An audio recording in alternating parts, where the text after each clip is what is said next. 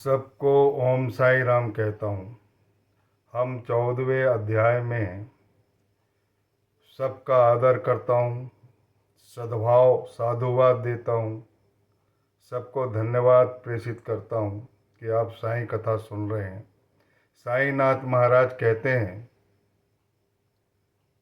कि तुम्हें जो करना है सो करो, जो इच्छा मन में है सो करो, पर सदैव स्मरण रखो जो कुछ भी तुम करते हो वह मुझे ज्ञात है। साईनाथ महाराज आगे कहते हैं कि तुम्हारे हृदय के तार मेरे हृदय से जुड़े हुए और मैं तुम्हारा शुभ चिंतक हूँ और सदैव तुम्हारी रक्षा करता हूँ। मेरे अंदर कोई भेदभाव नहीं है, ना ही कोई मेरे बाल बच्चे स्त्री घर द्वार है। मैं सबको भूल चुका हूँ, लेकिन अपने भक्तों और दासों को मैं कभी नहीं भूलता। जो मुझे प्रेम पूर्वक स्मरण करते हैं, जो मुझे अंतःकरण से मेरी उपासना करते हैं, मैं उनकी समस्त इच्छाएं पूर्ण करता हूँ और उसके कार्य में हर प्रकार से सहायता करता हूँ। बोलिए सच्चिदानंद सद्गुरु साईनाथ महाराज की जय। एक महत्वपूर्ण कथा है 14वें अध्याय में। आत्मसात करने लायक कथा है, आश्चर्यजनक कथा है। नांदेड़ सियासत के एक प्रसिद्ध व्यापारी, जो व्यापार से बहुत धन प्राप्त कर चुके थे, अतुलनीय, जिनके पास धन संपत्ति थी, खेती थी, जायदाद थी, चरोहर था, बैलगाड़ी थी, तांगा था, हाथी घोड़ा पालकी और अनेक कर्मचारी उनके थे। और लोगों को उनका जीवन बड़ा ही शांति प्रिय लगता था और ऐसा लगता था लोगों को कि ये बहुत सुखी है और बहुत आनंद से है। जिनका नाम था रतन जी बाड़िया सापुर जी। रतन जी सापुर जी बाड़िया नांदेड़ के, लेकिन वो मन ही मन दुखी रहते थे। सब कुछ रहने के बाद भी उन्हें सूनापन और अधूरापन लगता था। पति पत्नी दोनों ईश्वर भक्त थे और मन में हमेशा एक संताप बना रहता था कि उनके यहाँ संतान नहीं। जब भी वो बाहर निकलते थे तो पड़ोस के मजदूरों के बच्चों को खेलते हुए देखते थे तो उनकी आंख से आंसू बहने लगते थे और वो अपने से ज़्यादा सुखी उनको समझते थे। और गरीब मजदूर लोग इन्हें बहुत प्रिय लगते थे और ये दानशील व्यक्ति थे। गरीबों को कपड़े बांटते थे, स्त्रियों को साड़ियाँ बांटते थे, अनाज बांटते थे और हर प्रकार के पुण्य कार्य भी करते थे। लेकिन मन बहुत दुखी रहता था संतान नहीं होने के कारण। पति पत्नी दोनों रोते थे, आंसू बहते थे और ईश्वर से प्रार्थना करते थे कि कब हमारा घर, हमारा आंगन किलकारियों से गूंजेगा। ये धन संपदा किस काम की अगर पुत्र नहीं है, संतान नहीं है। ईश्वर की कृपा होती है और उनकी मुलाकात दासगणों महाराज से होती है। नांदेड़ के रतन जी सापुर जी बाड़िया अपना हृदय, अपनी वेदना, अपने दुख, अपने संताप सब उनके चरणों में रख देते हैं। उनसे कह देते हैं कि मैं इस दुख से व्यतीत हूँ। ये धन संपदा मेरे किस काम की है जब मेरे घर में बच्चे नहीं है। दासगणों महाराज को दया आती है कि शिरडी में एक पहुँचे हुए संत हैं जिनका नाम साईनाथ महाराज है और वो सबके आश्रय दाता है, सबकी पुकार सुनते हैं। प्रेम दृष्टि से ही देख कर उनकी वेदना को हर लेते हैं और जो आशीर्वाद देते हैं वो फलीभूत होता है और सभी मनोकामनाएं उनकी पूर्ण करते हैं। मुझे पूरा विश्वास है तुम उनकी शरण में जाओ और अपनी मनोकामना उनसे करो ताकि वो आपकी मनोकामना पूर्ण कर सके। साईनाथ महाराज पहले ही से जानते हैं कि कौन उनके पास आने वाला है। कोई भी ईश्वर का आराधक हो उस समय साईनाथ महाराज के पास पहुंच जाता था, क्योंकि ईश्वर और साईनाथ में कोई भिन्नता नहीं है। और कभी भी उन्होंने ईश्वर तत्व का बखान नहीं किया, हमेशा ईश्वर भक्त बोला है अपने आप को। ये उनकी महानता है।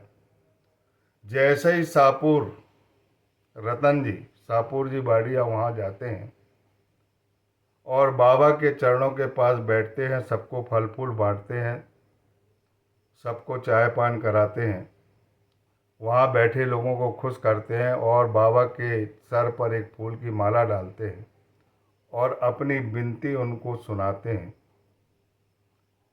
बड़े व्यथित होकर सुनाते हैं, आँख से आंसू बहते रहते हैं और बाबा उसे सुनते हैं। तो बाबा बोलते इतने व्यथित ना हो, ये द्वारका माई है, यहाँ सभी की मनोकामना पूर्ण होती है। जो इसकी सीढ़ी चढ़ता है उसके दुख सारे हर लिए जाते हैं। इस द्वारका माई की विशेषता है। और बात करने के बाद अपना हाथ बढ़ाते हैं और 5 रुपये दक्षिणा मांगते हैं। और वो 5 रुपये दक्षिणा देना ही चाहते थे, क्योंकि उनके मन में दक्षिणा देने का विचार था, 5 रुपये दिया जाए करके। और सो उन्होंने 5 रुपये आगे बढ़ाए। तब बाबा के ज्ञान में कुछ आया तो बोले, नहीं, तुमने 3 रुपये 14 आने पहले ही मुझे दे चुके हैं, केवल शेष राशि दक्षिणा में दीजिए। जो शेष राशि थी 1 रुपये 2 आने, उन्होंने दक्षिणा में बहुत ही प्रसन्नता पूर्वक दे दी। और देने के बाद उन्होंने उनके सर पर वरद हस्त रखा और ऊदी दी उनको, उनके माथे पर ऊदी लगाया और प्रेम पूर्वक कहने लगे कि अल्लाह तुम्हारी इच्छा पूर्ण करेगा। अब ये अल्लाह शब्द फिर आता है। अल्लाह जो कहता है अपने हृदय से, अपनी आत्मा से, वो एक आर्तनाद रहती है किसी के लिए, या स्वयं भी अपन कहते कि या अल्लाह मदद करना। तो ये आर्तनाद है, एक प्रार्थना है का नाम है अल्लाह।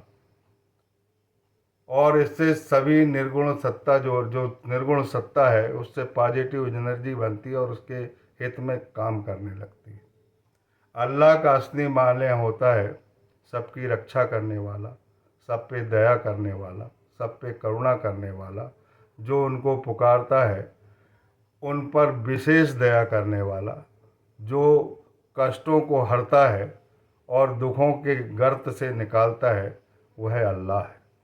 और जितने भी सगुण तत्वदर्शी अवतार हैं उनका निर्गुण रूप, उनकी निर्गुण सत्ता ही अल्लाह कहलाती है। वो आशीर्वाद लेकर आए और आने के बाद उनके मन में एक बात लगी रही। वो तो वहीं से लग गई थी जब बाबा ने उन्होंने कहा था कि मुझे 3 रुपये 14 आने पहले ही मिल गए हैं, बाकी की दक्षिणा दो। तो उनको वहीं समझ में आ गया, लेकिन वो वहाँ उसका विश्लेषण नहीं करना चाहते थे और बाकी राशि उन्होंने बाबा को दक्षिणा में दी और आशीर्वाद प्राप्त कर लिया। और नांदेड़ जैसे ही आते हैं और दासगढ़ू महाराज को बताते हैं कि मुझे सब तो ठीक हुआ, आशीर्वाद भी मिला, बाबा ने आशीर्वाद दिया कि तुम्हारी मनोकामना पूर्ण होगी, और निस्संदेह मेरी मनोकामना अवश्य पूर्ण होगी। लेकिन मुझे एक बात समझ में नहीं आई कि वो कह रहे थे कि 3 रुपये 14 आने मुझे पहले ही मिल गए, पर मेरी समझ में ये नहीं आ रहा कि मैं शिरडी तो पहली बार गया, वो भी आपके आग्रह पर गया, और ये 3 रुपये 14 आने मैंने कब दे दिया। दासगणु महाराज भी कुछ समय के लिए कुछ समझ में नहीं आया उनकी। इसके बाद उनकी चेतना में आया कि तुम्हारे यहाँ कोई आया था कि अतिथि। तब उन्होंने बोला था कि मैं जिस शिरडी जा रहा था उसके 2-4 दिन पहले एक संत मेरे यहाँ आए थे, जो एक यवन संत थे, एक प्रसिद्ध संत थे जिनका नाम मौली था। और वो आए थे और जब वो आए थे तो उनका जलपान में जो भी जलपान मैंने किया था, अच्छा स्वागत किया था, तो दासगणु महाराज ने बोले कि उस जलपान का खर्चा ध्यान करके सूची बनाकर मुझे तत्काल बताओ। तो उन्होंने ध्यान करा कि क्या क्या जलपान की व्यवस्था, स्वागत की व्यवस्था में क्या व्यय हुआ है। उसका ध्यान पूर्वक मनन करने के बाद उन्हें 3 रुपये 14 आने का व्यय प्राप्त हुआ। जो यह जानकर वो आश्चर्यचकित हो गए। पहले तो उनकी आंख से आंसू बहने लगे कि कितने त्रिकालदर्शी हैं, और ये संत जो है एक ही होते हैं और एक ही लहर में कल्याण के लिए अपने भक्तों के हित में कार्य करते हैं।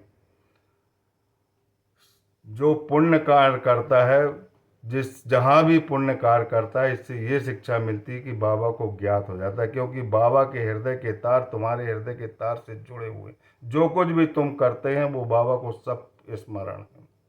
इस बात की शिक्षा मिलती है। फिर कहते हैं कि उनके यहाँ 12 संतान हुई, जिसमें से सिर्फ 4 संतानें शेष रही। बहुत अद्भुत कथा है, चमत्कारिक कथा है। एक धनाढ्य व्यक्ति के यहाँ दया करके, कृपा करके बाबा ने संतान का तांता लगा दिया। धन्य है उनकी करुणा और धन्य है उनका प्रेम। बोलिए सच्चिदानंद सदगुरु साईनाथ महाराज की जय। अब इसके बाद 14वें अध्याय की अगली कथा अपन जानेंगे, सुनेंगे। तब तक के लिए सबको ओम साई राम।